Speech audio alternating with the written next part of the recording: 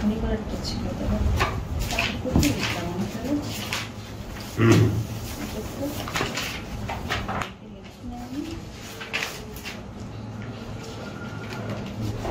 इश्रह ली सदरी वयस्सिर ली अमरी वहलुल उक़दतम मिन लिसानी यफ़क़हू क़ौली रब्बी अऊज़ु बिका मिन हमाज़ातिश शयातीन व अऊज़ु बिका रब्बी अन यहज़ुरून।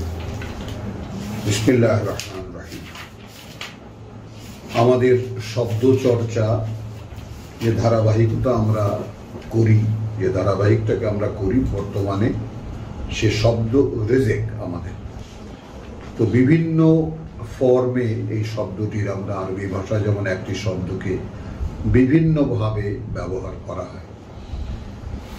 তো কোরআন তার একটা অপূর্ব বা চমৎকার নমুনা, সেখানে একটা শব্দকে কত ফর্মে কতভাবে ব্যবহার করা হয়েছে। তো এখন আমরা যেখানে আসছি রিজকুন বা আর রিজিক, এই ফর্মে এসেছি দীর্ঘ পথ পাড়ি দিয়ে। আমরা খুঁজছি যে আসলে আমরা যেই বাস্তবতাটা সকলের সামনে রাখতে চাই সেইটা একটু সকলকে লক্ষ্য করতে হবে। সেটা হলো যে কোরআনের কোনো একটি শব্দকে একটি মানেতে দাঁড় করানো যায় না।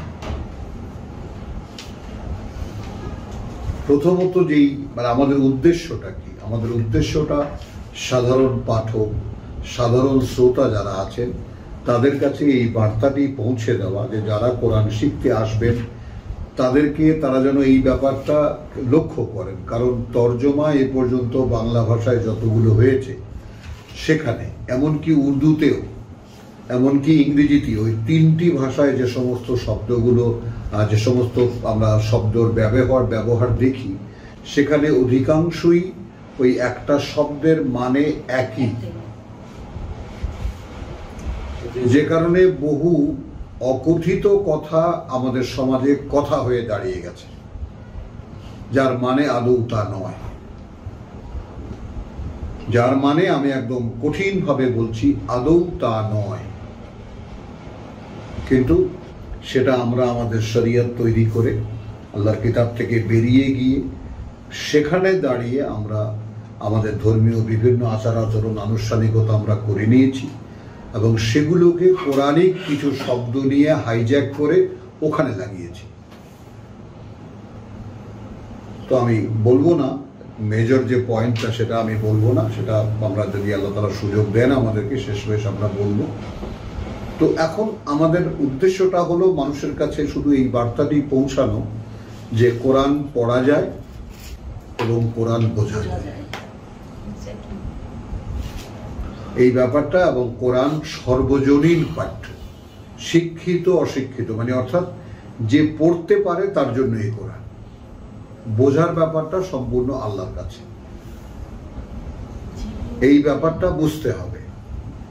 যে যেমন ব্যাপারটা আমরা নানানভাবে সামনে এনেছি যে নবী রাসূলদেরকে যে আল্লাহ তাআলা বাছাই করেছেন তাদেরকে আমরা কাল্পনিকভাবে শিক্ষিত, মুক্ত মুখে সেটা বা অশিক্ষিত বা অক্ষর জ্ঞানহীন আমরা বলি, কিন্তু নবী রাসূলরা বাস্তবতায় উম্মি। উম্মি মানে কিতাব জানে না, কিন্তু সমসাময়িক যে নলেজ ওটা তাদের ছিল নিশ্চয়ই আছে সব, আর না হলে এটা বোঝে কিভাবে? তো সেইটা তো আসুন আমরা দেখি এই ধারাবাহিকতায় সূরা তাহায় আছে 131-এ শব্দটি কিভাবে আছে।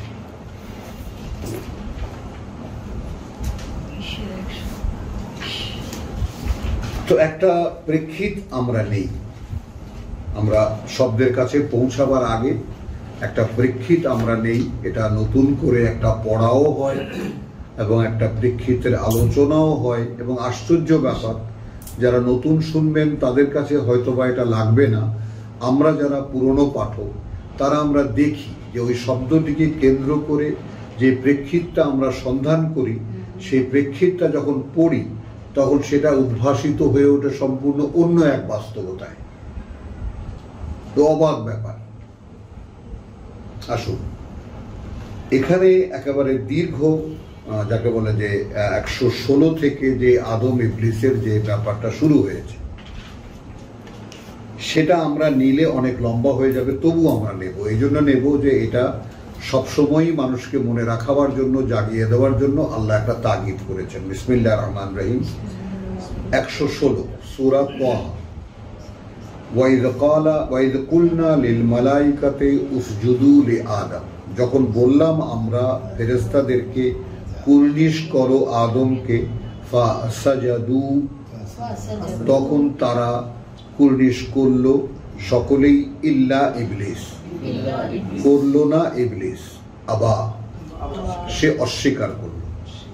ফাকুলনা, তারপর বললাম আমরা, ইয়া আদম, হে আদম, ইন্না হাদা, তার মানে এই যে কুর্নিশ তোমাকে যে করলো না, এ কার্যত এ আদুউন লাকা ওয়া লিজাওজিকা,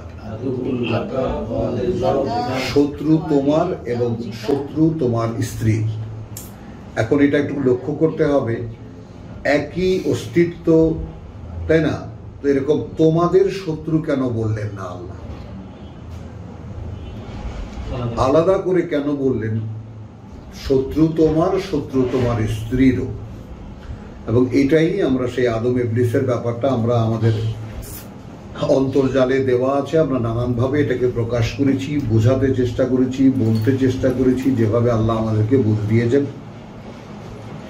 তো এই প্রেক্ষিতটা যখনই সামনে আসে তখনই আমরা এটাকে রিপিট করি, যাতে সকলে এই ব্যাপারটার আসল বাস্তবতা, আমাদের যে মূল অস্তিত্ব, সেটা সকলের মনে থাকে, যে আসলে ফাইটটা কোথায়। মানুষ এই পৃথিবীতে যা কিছু করছে এর কোনো কিছুই তো মানবীয় নয়।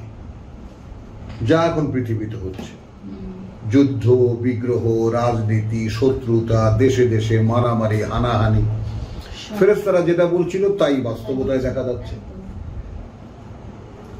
তাহলে আসলে রহস্যটা কোথায়? অদৃশ্য এক শত্রু, যার সাথে লড়াই করতে আল্লাহ আমাদেরকে এই পৃথিবীতে পাঠিয়েছেন, লড়াই করে তার সাথে জয়লাভ করতে। যে তোমাকে একটা শত্রু দিলাম, এটাকে তুমি যদি পরাজিত করতে পারো, এটার মোকাবেলায় তুমি যদি নিজেকে বিজয়ী করতে পারো, তাহলে তুমি আমার খেলাফতের যোগ্য। বিষয়টা সম্পূর্ণ ভিন্ন জায়গায়, বিষয়টা সম্পূর্ণ ভিন্ন জায়গায়। আল্লাহ আমাদেরকে বানিয়েছিলেন কমপ্লিট হিউম্যান বিং, পরিপূর্ণ মানুষ, সেখান থেকে পরীক্ষার জন্য আলাদা করে আবার এই পৃথিবীটা বানিয়েছেন, এখানকার জন্য আলাদা করে আবার আদমকে তৈরি করেছেন। তারপর তার জন্মসূত্রে আমাদেরকে তিনি পৃথিবীতে পাঠাচ্ছেন। এই প্লটটা যদি মনে না থাকে তাহলে কোরআন আপনার কাছে অর্থহীন, কিছুই বুঝতে পারবেন না, আগামাথা কিছুই আপনার মাথায় আসবে না, বুঝতেই পারবেন না পড়ে। তাহলে এবং আমি আমার দেখা মতে এই যত দেখি আর কি, যত ধর্মীয় বড় বড় গুরুজনদেরকে, এই বিষয়টা আমি তাদেরকে জিজ্ঞাসাও করেছি, কিন্তু তারা এ ব্যাপারে খুব অ্যাওয়্যার না, সচেতন নন এবং খুব সতর্কও নন। তারা শয়তান কি করবে আমাদের, শয়তান তো শয়তান মনেই করেন, অথচ স্বয়ং সৃষ্টিকর্তা সাবজেক্ট করে দিয়েছেন শয়তানকে, এর সাথে মোকাবেলা কর। তো আদুউন লাকা ওয়া লিজাওজিকা ফালা ইউখরিজান্নাকুমা, অতএব কিছুতেই যেন বের করতে না পারে তোমাদের দুজনকে, মিনাল জান্নাহ, এই বনভূমি থেকে, ফাতাশকা, তাহলে বিপদে পড়ে যাবে। ইন্না লাকা, এখানে তোমার জন্য, আল্লাহ যে আয়োজন আছে তাতে, লা তাজুআ ফিহা, ক্ষুধায় কষ্ট পাও না, ক্ষুধায় কষ্ট পাও না এখানে, ওয়ালা তারা, আর না তুমি উলঙ্গ থাকো, ওয়া ইন্নাকা, আরো আছে তোমার, লা তাজমাউ ফিহা, না পিপাসায় তুমি কাতর হও এখানে, আর না তাদহা, আর না রোদে পড়ো, তাদহা রোদে পড়া, রোদে পড়া। ফাওয়াসওয়াসা ইলাইহি আশ-শাইতান, পরিচয় করিয়ে, শত্রু পরিচয় করিয়ে দেওয়ার পরেই সেই একই অস্তিত্বকে আল্লাহ বলছেন শয়তান, ইবলিসকে বলছেন শয়তান। তাহলে ফুসলাতে লাগলো, খেয়াল করবা এখানে আদম একা কিন্তু জি ইলাইহে মানে হুইসপার করতে লাগলো বা ফুসলাতে লাগলো বা কুপরামর্শ দিতে লাগলো তাকে শয়তান কালা বলতো ইয়া আদম, হে আদম, হাল আদুল্লুকা, আমি কি ভেঙে বলবো তোমাকে, আলা শাজারাতিল খুলদ, সেই যে চিরন্তনী বৃক্ষের ব্যাপারে, ওয়া মুলকিন লা ইয়াবলা, আর যে রাজত্বে তুমি আছো এটা কোনো সমস্যায় পড়বে না। ফাআকালা মিনহা, তারপর তারা খেলো তা থেকে। ফাবাদাত লাহুমা সাওআতুহুমা, এখন তখন সূচনা হলো তাদের কাছে, সূচনা হলো তাদের কাছে যে মন্দ প্রবণতা তাদের, এইটাকে আমি রেফার করব হ্যাঁ সূরা আলা, তাই না? ফাআলহামাহা ফুজুরাহা ওয়া তাকওয়াহা, সূরা আলা না, সূরা ইন্নালিল্লাহ, সূরা শামস, তাই না? ওয়া নাফসিন ওয়া মা সাওয়াহা, শপথ ব্যক্তির এবং যা তাকে তিনি বানিয়েছেন।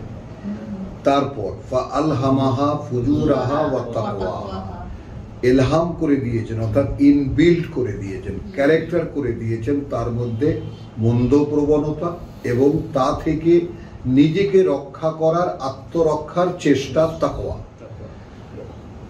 বাঁচাবার ক্ষমতা, নিজেকেই নিজের মন্দ প্রবণতা থেকে রক্ষা করার ক্ষমতা হলো তাকওয়া।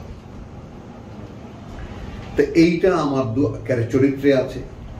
এখন যখন আল্লাহর কথা না শুনে যখন ইবলিসের কথা শুনলো, তখন ইবলিস জাগ্রত করলো, সূচনা করলো তাদের মধ্যে। এখন সূত্রটা বুঝেছো?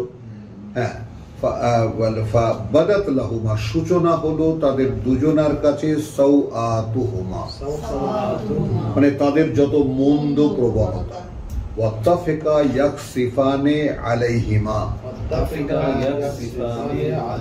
তো মন্দ প্রবণতার প্রথমত হলো যে আল্লাহর কথা না শুনে ওখান থেকে বেরিয়ে আসাতে, ওই যে বলেছে এখানে তুমি না ক্ষুধায় কষ্ট পাও না উলঙ্গ থাকো, তাই আল্লাহর দেওয়া পোশাক রহিত করা হলো, নিয়ে নেওয়া হলো। তাহলে এখন তারা নিজেদেরকে দেখলো উভয়ই উলঙ্গ। তখন তারা সেই বাগানের পাতা দিয়ে জোড়া দিয়ে দিয়ে নিজেদের উপরে লাগাতে লাগলো, ইয়াকসিফানে, জোড়া দিয়ে দিয়ে, আলাইহিমা, তাদের দুজনের উপরে, মিন ওয়ারাকিল জান্নাহ, কোন কোন পাতা সেই বনভূমির। ওয়া আসা আদামু রাব্বাহু ফাগাওয়া,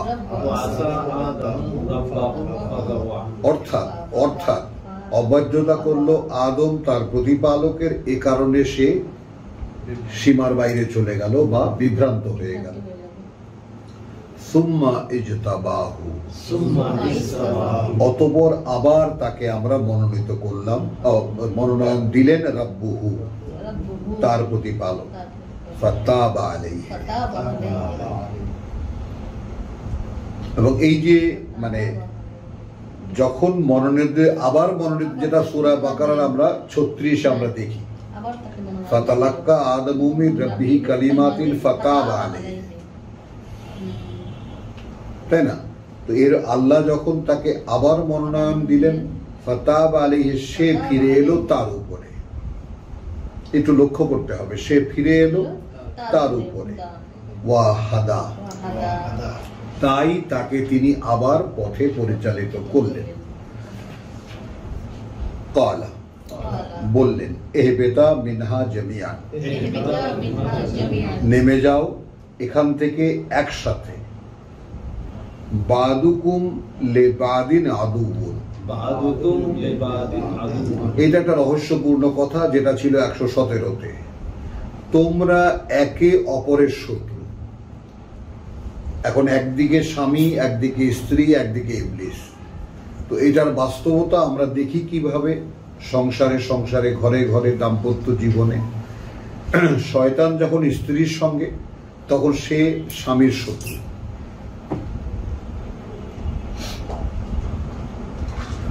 তাই না? মানে মনে হয় যেন বডি দিয়ে কেটে ফেলি। আবার এই শয়তান যখন স্বামীর সঙ্গে, তখন স্বামী স্ত্রীর শত্রু। তখন মনে হয় যেন গলা টিপে মেরে ফেলি। কথাটা বোঝো। এই অবস্থাতে কারণ কি, আল্লাহ তাআলা এই দাম্পত্য জীবনকে সেটেল করার জন্য দেননি। একটা অস্থিরতা চলতে থাকবে এখানে, আর এই অস্থিরতার মধ্যে অস্থিরতার ঘোর কাটতে কাটতেই সন্তান এসে যাবে। তখন এদের যোগসূত্র অন্য কারণ, তাই না? তৃতীয় মাত্রা এসে গেল এখানে এই ব্যাপারটা। তাহলে ইহবিতা মিনহা জামিয়ান বাদুকুম লিবাদিন আদুবুন ফাইম্মা ইয়াতিয়ান্নাকুম মিন্নি হুদান। সেখানে যখনই আসবে সরাসরি তোমাদের কাছে আমার পক্ষ থেকে পরিচালনা, অর্থাৎ কিতাব, সেই আদমকে বলা হচ্ছে হুদান। যেমন হুদান লিল মুত্তাকিন, আমাদের জন্য এই কিতাব হুদান লিল মুত্তাকিন। তাহলে ফামান ইত্তাবা হুদায়া, তখন যে মেনে চলবে, অনুসরণ অনুশীলন করবে আমার পরিচালনা, ফালা ইয়াদিল্লু ওয়ালা ইয়াশকা, ওয়ালা ইয়াশকা, না সে ভ্রষ্ট হবে আর না সে কোনো বিপদে পড়বে, গ্যারান্টি। কিন্তু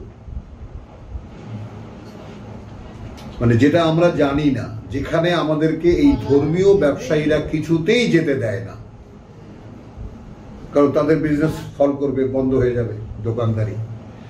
এইখানে তো আদম আলাইহিস সালামকে বলে না, শুধু আমাদের সবাইকে বলে। তো এই যে সবাইকেই তো বলছি, ওয়ামান আরাদা, ওই যে এখানে তুমি ধরবে ইহবিতা মিনহা জামিয়া, তার মানে সকল মানুষ, সকল জিন একসাথে এখান থেকে নেমে যাও।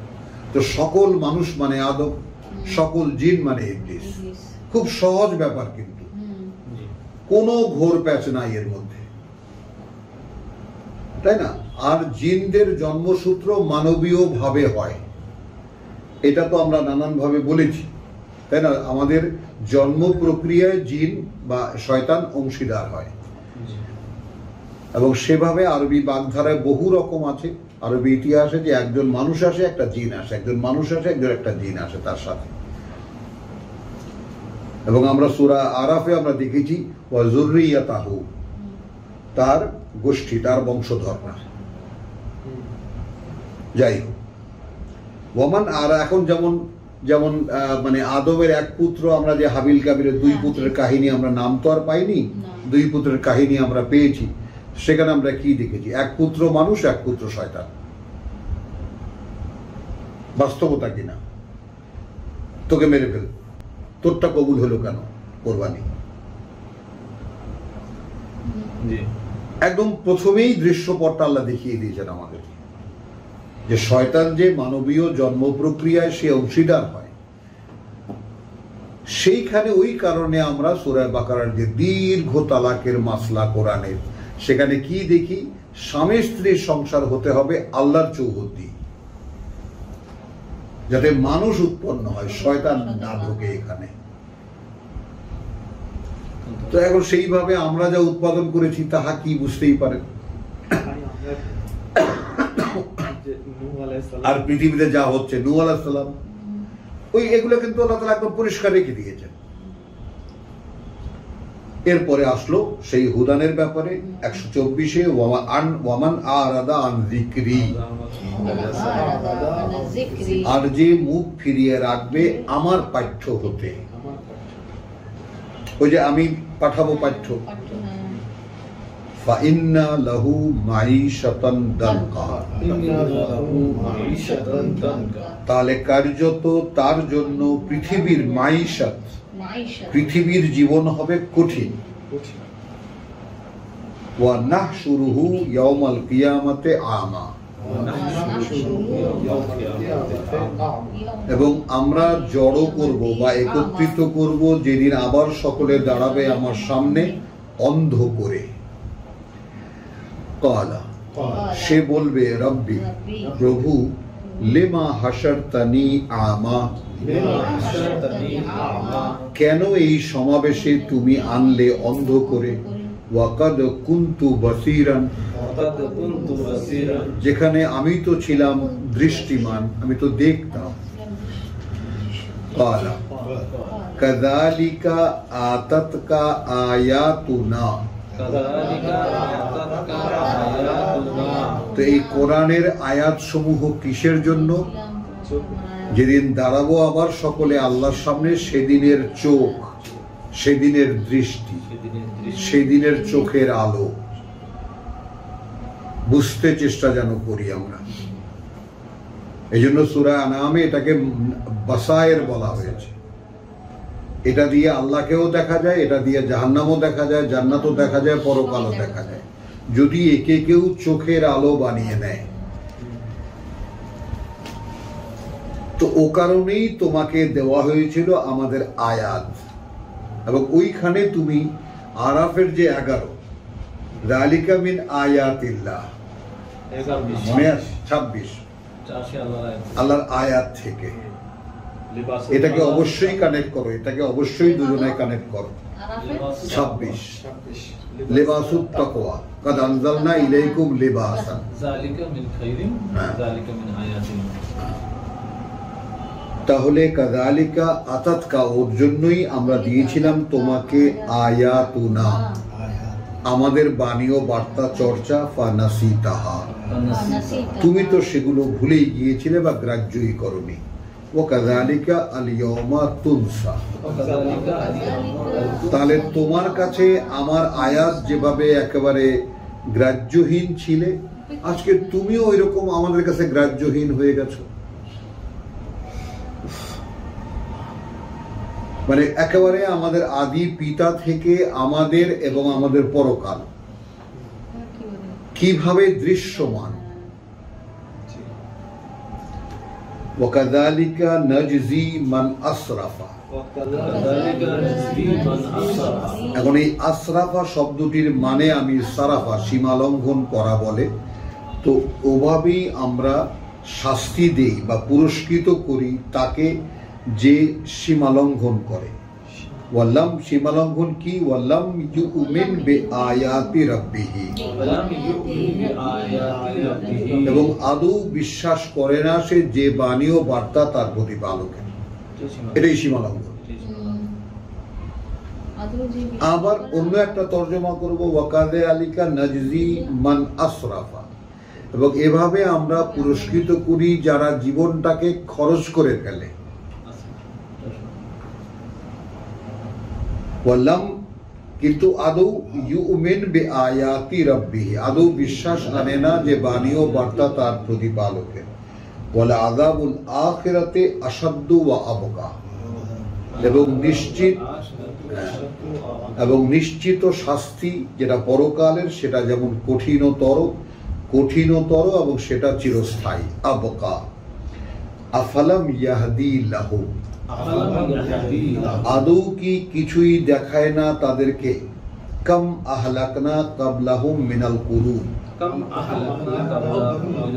কত অসংখ্য ধ্বংস করেছি আমরা তাদের আগে প্রজন্মের পর প্রজন্ম বা জাতিগুলোর। ইয়ামশুনা ফি মাসাকিনিহিম,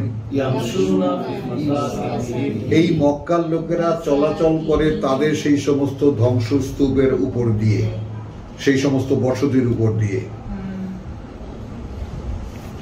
ইন্না ফি যালিকা লাআয়াতিন, নিশ্চিত আছে ওর মধ্যেই কত অসংখ্য প্রমাণ চিহ্ন।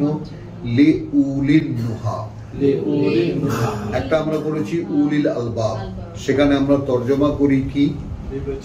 বিবেচনায় বিচক্ষণ বা বিচক্ষণ বিবেচনা বা বিচক্ষণ বিবেচনায় বিচক্ষণ। আর উলিল নুহা যে তীক্ষ্ণ দৃষ্টির অধিকারী। আর একটা শব্দ আছে, আমি এর বাংলা বলতে পারবো না, ইংরেজিতে আমরা বুঝি, আমরা খুব ব্যবহার করেছি, ইনটিউশন, অধিকারী যারা দূরদর্শিতা। মানে যে কোনো একটা চিহ্ন দেখে সে ভাবে এটা হলো কেন, না ওইটা না, যে কোনো একটা দেখলে মানে এটা হলো কেন, এটা কেন হয়েছিল ভাই, এটা কি, এখানে কি। অনেক আছে কেউ জিজ্ঞেস করে না, অনেক আছে ফিরেও তাকায় না, অনেক আছে ভাই এখানে এরকম একটা ধ্বংসস্তূপ দেখতে পেলাম, কি হয়েছিল ভাই, এগিয়ে যায় কৌতূহল নিয়ে। আমরা যেটা বললাম কাহাফের ওই যে ছেলে, ওই ছেলেটা যে জিজ্ঞেস করলো কতদিন ছিলাম, হ্যাঁ কথা বুঝছো, কৌতূহলী যারা তারা। অধিকারী যারা কৌতূহলের, তীব্র কৌতূহলের, ওয়ালাউলা কালিমাতুন সাবাকাত মিন রাব্বিকা। এখন এই যে আমরা বেঁচে আছি, তারপরেও আয়াতের দিকে ফিরেও তাকাচ্ছি না, পরকালের কোনো প্রস্তুতি আমাদের নেই, জীবন আমাদের কাছ থেকে চলে যাচ্ছে। আমাদের একেবারে সবকিছু জানিয়ে দেওয়ার পর আল্লাহ কি বলছেন যে ওয়ালাউলা কালিমাতুন সাবাকাত মিন রাব্বিকা। তো প্রত্যেকটা জাতির জন্য আমরা যে এখন এই যে 1000 বছর কোরআন আসার পর থেকে নিয়ে এই করোনা ভাইরাস পর্যন্ত, এটা কিন্তু একটা নবুয়ত রিসালাতের একটা দৃশ্যমান ইন্টারভ্যাল, ফাতরা বলে আরবিতে। একটা ব্যতিক্রমী ফাতরা ছিল ঈসা থেকে মুহাম্মদ রাসূলুল্লাহ, কিন্তু নিয়মিত যে ইন্টারভেল হতো সেটা হলো মুসা থেকে ঈসা পর্যন্ত 1500 বছর ব্যবধানটা সময়ের হলো। আবার দেখা যায় এর 1000 বছর আগে মুসা, তোমার ইব্রাহিম, ইয়াকুব, ইসহাক, না সে হলো দাউদ তো ঈসার পরে।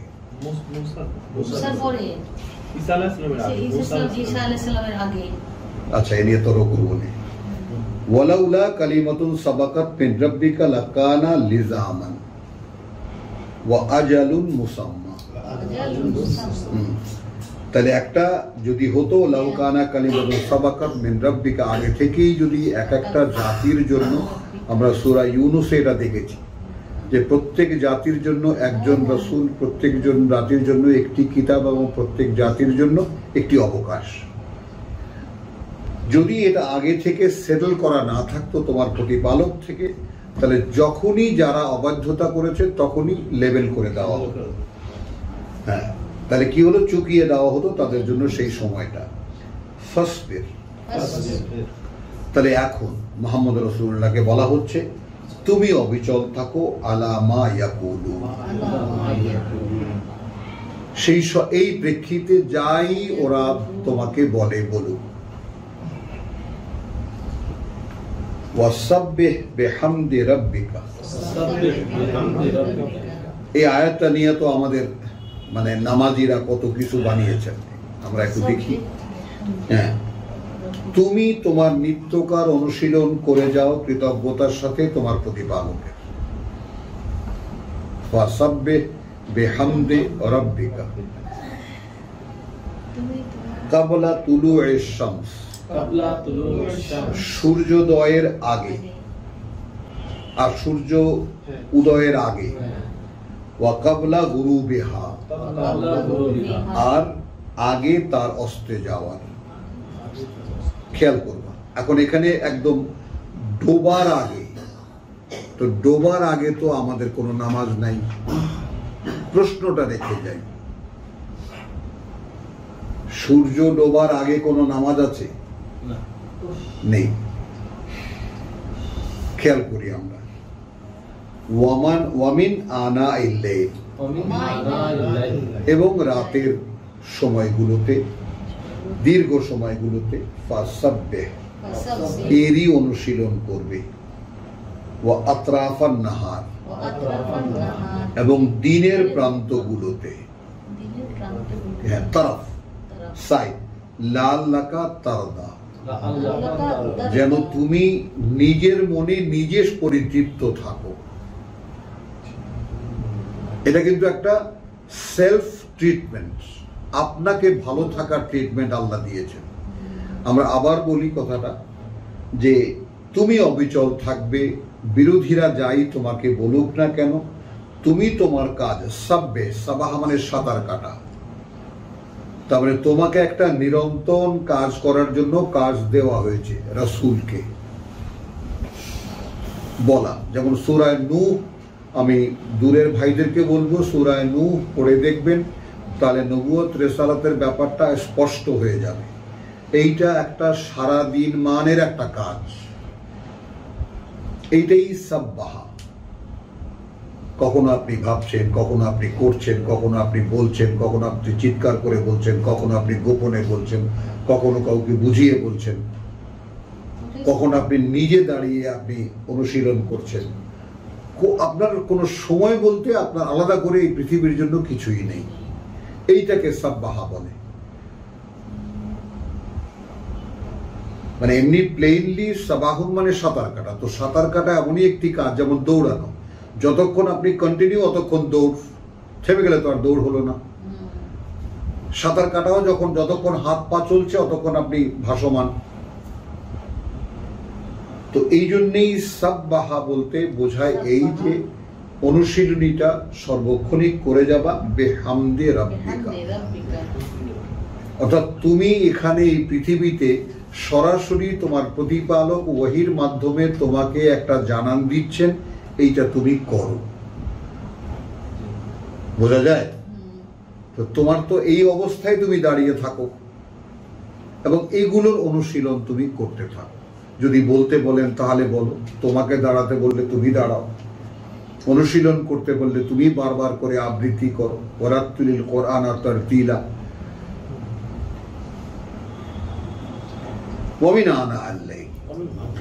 আমরা সূরা বনী ইসরাঈল থেকে এসেছি এবং রাতের দীর্ঘ সময় ফাসাব্বিহ, এরই অনুশীলন করো। ওয়া আতরাফান নাহার লাআল্লাকা তারদা। এখন এই জায়গায় আমরা যেটা বলবো, আতরাফ বহু বচনে ব্যবহার করা হয়েছে, তারাফ এখন দিনের প্রান্ত। একে তো আমরা এখানে সুস্পষ্ট সময়ের কথা জানলাম, কাবলা তুলুয়ের শামস। এখন এই কথাটা যেভাবে বলা সেভাবে যদি সূক্ষ্মভাবে আপনি লক্ষ্য করেন তাহলে যেটা দেখা যায়, just before the rise of সান।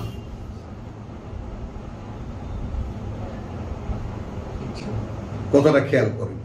যেমন আমরা অনেকে ফজরের নামাজ যেটা পড়েছি অনেক মসজিদে, খুব মানে একেবারে সতর্ক যে সমস্ত ইমাম সাহেবরা আছেন তারা বলতেন যে অন্ধকার থেকে শুরু করে আলো ফোটা পর্যন্ত ফজরের নামাজের কন্টিনিউশন। এই জন্য দীর্ঘ দীর্ঘ কেরাত তারা করতেন। আলো ফুটে গেলে সূর্য ওঠার আগে নামাজ শেষ করতে হবে, এটা হলো ফজর। তো সেটা আমরা না হয় পেলাম বাস্তবতা। ওয়া কাবলা গুরুবিহা, এবং তার অস্তে যাওয়ার আগে। তো অস্তে যাওয়ার আগে আমি বললাম যে আমাদের যে শরিয়তের নামাজ, সেখানে তো এক আছে আসরের নামাজ, তখনও সূর্য আকাশে স্পষ্ট, তাই না? ঠিক আগ মুহূর্তে, ডুবে যাওয়ার আগ মুহূর্তে তো নাই। এখন এখানে তো খেয়াল করতে হবে, এই কাবলা তুলুয়ের শামস ওয়া কাবলা গুরুবিহা, দুটোকে সমান মাত্রায় রাখতে হবে। এখানে কিছুতেই আপনি কাবলা গুরুবিহাকে কিছুতেই আসরের নামাজ বানাতে পারেন না। বোঝা গেল? ওদিকে যেও না, না ওদিকে যেও না, মানে এই জায়গাটায় থাকো। এই জায়গাটায় থেকে এই জায়গাটাকে বুঝতে চেষ্টা করো যে তুমি যদি কাবলা তুলুয়ের শামসকে তুমি ধরো just before the rising of sun, সূর্য উদয়ের আগে, সেই সময় আপনাকে তাসবিহ করতে বলছে। তো এই সাব্বাহাকে আপনি নামাজ বানালেন কি করে, এটা একটা প্রশ্ন অনেকেই করে। তো এটা তো আপনার নিত্যকার কাজ। নিত্যকার কাজ হলো কোরআনের অনুশীলন। আপনার যখন কোরআন আসছে, আপনি তো জানতেন না এই কোরআন কি, অতএব তো আপনি জানতেন না ঈমান কি। আমরা দেখেছি লা তাদরি ফাইন্নাকা লা তাদরি মা আল কোরআন মা আল কিতাব ওয়ালা আল ঈমান। তুমি জানতে না কিতাব কাকে বলে। তো কিতাব জানার জন্য যে অনুশীলন, সেটা হলো সাব্বাহা। এখন সেটাকে আপনি যদি তসবিহ নিয়ে সোয়ান সোয়ান সোয়ান সোয়ান বানিয়েছেন, সোয়ানাল্লাহ সোয়ানাল্লাহ আলহামদুলিল্লাহ আলহামদুলিল্লাহ, এটাই তসবিহ করা, তো সেটা তো আপনার তৈরি করা। কোরআনের সাথে এর কি সম্পর্ক? এখানে কথা বলা হচ্ছে রাসূলকে সরাসরি কোরআন অনুশীলনের বিষয়টা। আমি এত বিস্তারিত এটাকে বলছি কেন, এই জন্য যে দরকার আছে আমরা শব্দটি এর পরের আয়াতেই পাব। আপনার এখন এখানে আমরা যেমন আমরা বাংলা ভাষায় যেটাকে আমরা সময়ের দিনের প্রথম প্রহর। আমরা গণি সূর্যোদয়ের পর থেকে নিয়ে 10টা পর্যন্ত বা 11টা পর্যন্ত। এরপরে দোহা, দিনের দ্বিতীয় প্রহর। খেয়াল করো, দিনের দ্বিতীয় প্রহর, দ্বিপ্রহর যেটাকে আমরা বলি, সূর্য যখন মাথার উপরে, সেখান থেকে সূর্য ঢলে পড়ার পরে এইটা যেটা, এটাকে তৃতীয় প্রহর আমরা বলি না, বিকেল বলি, বিকেল বলি, আর আর সন্ধ্যা বলি, যখন সূর্য ডুবে যায়। তো এই সময়গুলোর বর্ণনা এখানে যেভাবে করা হয়েছে, কাবলা তুলু এর শামস, সকলে এটা 10 বার নয় 100 বার পড়ে এটাকে বুঝতে চেষ্টা করব। আগ মুহূর্তে সূর্য ওঠার এবং আগ মুহূর্তে সূর্য ডোবার। তো সেই সময় তো মসজিদে একদম লাল লাইট জ্বালানো থাকে, এ সময় কোনো নামাজ নেই। সূর্য অস্তে যায়, আজান হয়, একামাত হয়, তারও 5 মিনিট থেকে 10 মিনিট পরে বা 5 মিনিট পরে নামাজ হয়। তো এইটা একটু খেয়াল করবেন। তার মানে এটা আসলে নামাজের সাথে জোর করে লাগানো ব্যাপারটা, এইটা কোরআন পড়ার সময়। আমি আর আলোচনায় যাব না, আলোচনায় ওয়ামিন আনা ইল্লাইল, ওয়ামিন এবং কিছু কিছু রাতের সময়ে ফাসাব্বিহ, এরই অনুশীলন করবে। এখন আপনি ঢুকিয়ে দিলেন, তার মানে তাহাজ্জুদ নামাজ পড়ো, এ তো আপনার বানানো, এটা কোরআনী লিটারেচারের সঙ্গে বা কোরআনী বলার সাথে মেলে না। ওয়া আতরাফান নাহার, এবং কেউ কেউ আবার এটাও বলেন যে আসলে নামাজ তো 5 ওয়াক্ত নয়, নামাজ 8 ওয়াক্ত। অনেকেই অতি উৎসাহী অনেক আলেম আছেন, তারা এটা বলেন, এই আতরাফান নাহার ইত্যাদি ইত্যাদি। তো আমরা এটাকে কি বলবো আসলে, এগুলো কি এক একটা প্রহর পার হলে এইখানে কিন্তু আমরা একটা জিনিস দেখব, এক একটা তরফ, এক একটা সাইড। আবার আমরা এটাকে যদি অর্থাৎ বলি, তাহলে আগের দুটো দাঁড়িয়ে যায়। অর্থাৎ প্রান্তগুলোতে দিনের, প্রান্তগুলোতে দিনের, সূর্য ওঠার আগ পর্যন্ত আগ মুহূর্ত আসলে দিনের প্রান্ত, সূর্য ওঠার আগ মুহূর্ত দিনের প্রান্ত। ভোর হয়েছে 1.5 ঘন্টা আগে, সূর্য ডোবার আগ মুহূর্ত দিনের প্রান্ত। এই লাআল্লাকা তারদা, তুমি তাতে সন্তুষ্ট থাকবে। এবার আসলো আমাদের শব্দওয়ালা আয়াত, ওয়ালা তামুদ, পরে পরে বলছি, ওয়ালা তামুদ্দুন্না আইনাইকা, কিছুতেই যেন না ওঠে তোমার চোখ দুটো, ইলা মা মাত্তানা বিহি, সেই দিকে যা ভোগ করতে দিয়েছি আমরা তা দিয়ে, আজওয়াজান মিনহু, একটা শ্রেণীকে তাদের মধ্যে, অর্থাৎ তোমার বিরোধীদের মধ্যে, ওয়াসবির আলা মা ইয়াকুলুন, তোমার বিরোধীরা যারা সমালোচনা করে তাদের একটা শ্রেণীকে আমি ভোগ করতে দিয়েছি, তাই না? জাহারাতাল হায়াতিদ দুনিয়া, এইটা প্রকাশ্য চাকচিক্য এই পৃথিবীর জীবনের, লে নাফতিনাহুম ফিহে, যেন আমরা যাচাই করতে পারি তাদেরকে তার মধ্যে রেখে। অপরদিকে রিজকু রাব্বিকা খায়রুন ওয়া আবকা, তাহলে এখন জীবিকা তোমার প্রতিপালকের কি হয়ে দাঁড়ালো? কিতাব নয়।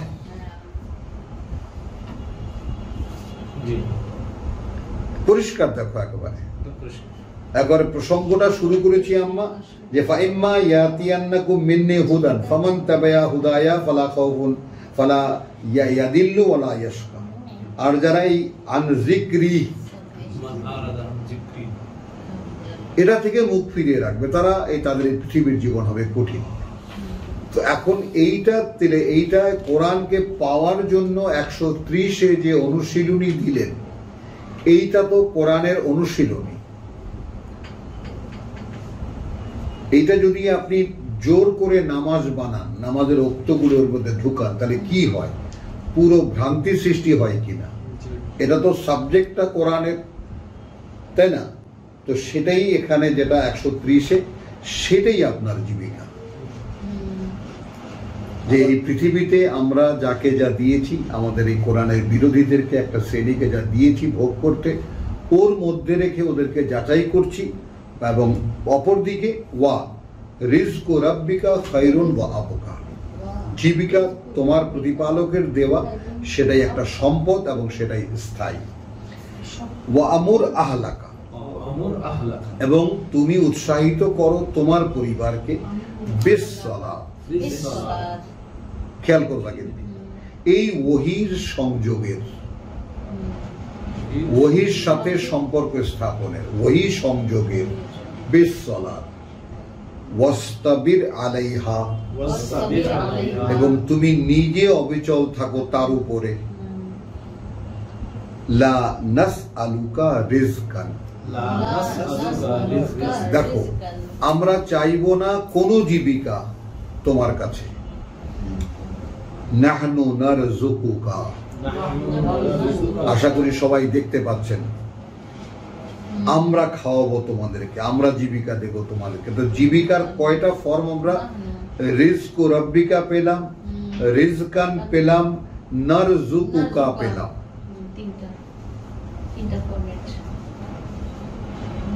তাই না? তাহলে কি হলো? নাহনু নারযুকুকা ওয়াল আকিবাতু লিত্তাকওয়া।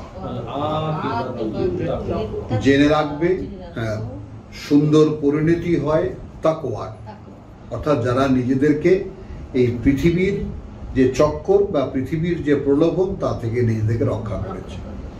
তো সেটা 130-এ আমরা যেটা পেলাম। তো আমাদের সকলের বাসনা এই যে জীবিকা হিসেবে স্বয়ং সৃষ্টিকর্তা যেন আমাদেরকে তার কিতাব দেন, এইভাবে যেভাবে 130-এ বর্ণনা করা আছে। এবং সেটা পাওয়া যাবে কিভাবে? যদি আমরা একে অনুশীলন করি। আলহামদুলিল্লাহ, ওয়া মা আলাইনা ইল্লাল বালাগ ওয়া মা তাওফীকি ইল্লা বিল্লাহ।